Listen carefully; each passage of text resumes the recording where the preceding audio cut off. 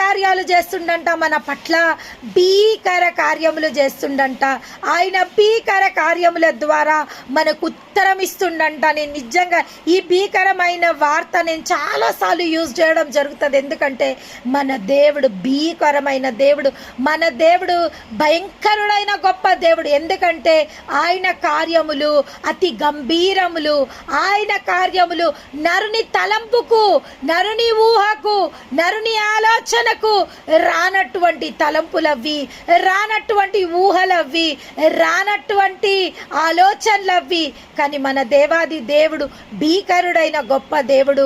ఆయన ఆశ్రయించు వారి జీవితాలలో ఏ మేలు కొదవై ఉండదని దేవాది దేవుడు సెలవిస్తుండు.